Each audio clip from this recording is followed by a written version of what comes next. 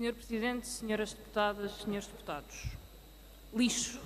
Lixo para a Standard & Poor's, ameaça de lá ir parar pela Moody's. É esta a avaliação que as duas maiores agências de notação fazem da empresa a quem o Governo decidiu entregar 1/3 do mercado segurador nacional com a privatização da Caixa Seguros. Nem uma semana passou e, ironia das ironias, os sacrossantos mercados desmentem de forma categórica e taxativa as garantias fornecidas pelo Governo no final do Conselho de Ministros.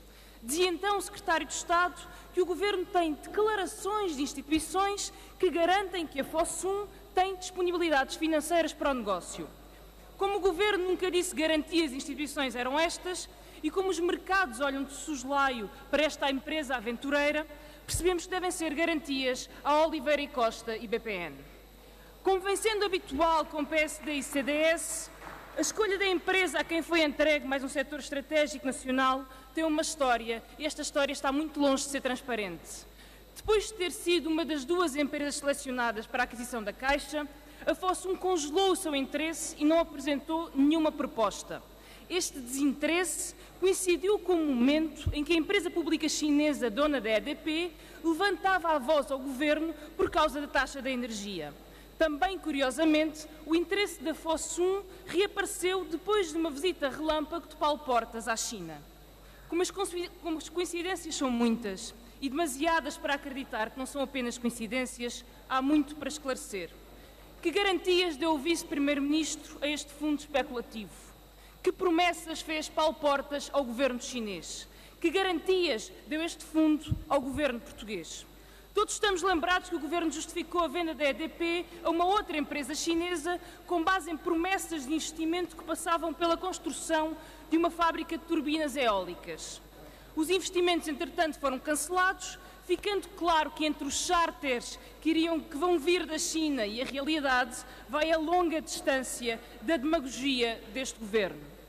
Senhor Presidente, senhoras e senhores deputados, a anterior líder do PSD, Manuela Ferreira Leite, diz que ficou abanada com a venda do setor segurador da Caixa. E não é para menos. Basta fazer contas. Só em 2012, os seguros da Caixa deram 96 milhões de euros de lucros. Os 1.000 milhões que o Governo canta como se fosse uma grande vitória são um pouco mais de 10 anos de dividendos desta empresa. A partir de 2024, o país já vai estar a perder dinheiro com esta operação. E isto sem contar, claro, com os 2 ou 3 meses que vão ser necessários para a sede fiscal desta seguradora voar imediatamente para a Holanda, e o mesmo virá certamente acontecer com parte dos seus impostos. Assim foi com a Galp, assim foi com a REN, assim foi com a EDP, assim foi com todas as empresas que o Estado privatizou nos últimos anos. Não há nenhuma razão para acreditar que desta vez será diferente. Para tapar os desvios do déficit causados pelas políticas de austeridade, CDS e PSD hipotecam o futuro do país e colocam o Estado mais pobre. Os dividendos da Caixa pagam escolas, pagam hospitais e pagam salários. Dividendos com a privatização vão deixar de entrar. Da próxima vez que virem Paulo Portas ou Pires de Lima com a voz embargada por uma falsa comoção a defenderem mais impostos, lembrem-se do CTT, lembrem-se da EDP, lembrem-se da REN, lembrem-se da Caixa, que deixaram de contribuir com centenas de milhões de euros para o Estado. O que está a acontecer com estas privatizações tem um nome. Chama-se entregar o ouro ao bandido. Para quem tanto fala na dívida como hipoteca de futuros, senhores e senhoras deputadas do CDS e do PSD, hipotecar o futuro é vender por tudo e meia algumas das melhores empresas deste país. Senhoras e senhores deputados, por um punhado de euros com a venda da Caixa Seguros, o Governo abdicou do papel regulador do Estado e de dispor de um mecanismo de correção no mercado tão importante como o segurador. Sabemos porque o faz. Quer abrir as portas à privatização da Caixa Geral de Depósitos, a maior, mais sólida e segura instituição financeira portuguesa. Há uma forma simples de perceber a crise de confiança que uma venda destas vai criar. Em quem é que os portugueses mais acreditam para defender o interesse da economia nacional, para gerir as suas contas e suas poupanças? Numa empresa pública cuja história se cruza e se confunde com a história portuguesa nos últimos 140 anos, ou num fundo de investimento especulativo, sem experiências, sem compromissos e sem raízes neste país?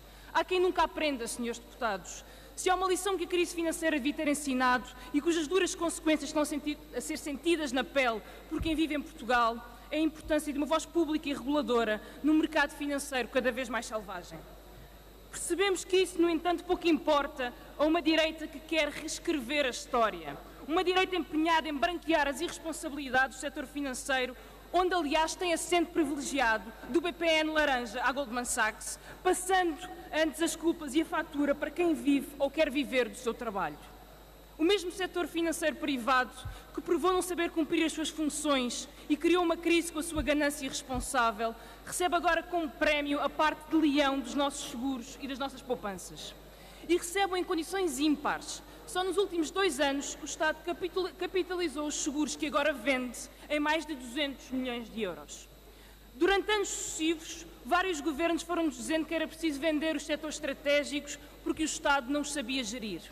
Com a concorrência, diziam, os preços iam baixar para todos.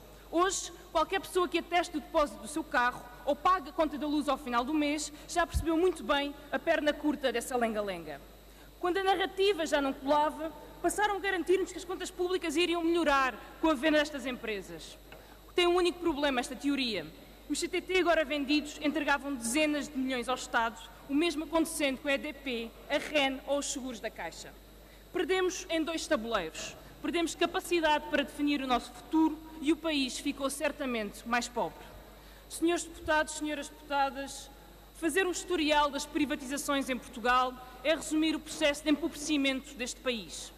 Parar as privatizações na calha, da TAP às Águas de Portugal, ou as há muito ambicionadas pelo PSD, da Caixa à RTP, não é apenas o dever de qualquer oposição ao partido responsável, mas de todos aqueles que assumem o compromisso mínimo de defender Portugal. Não faltaremos.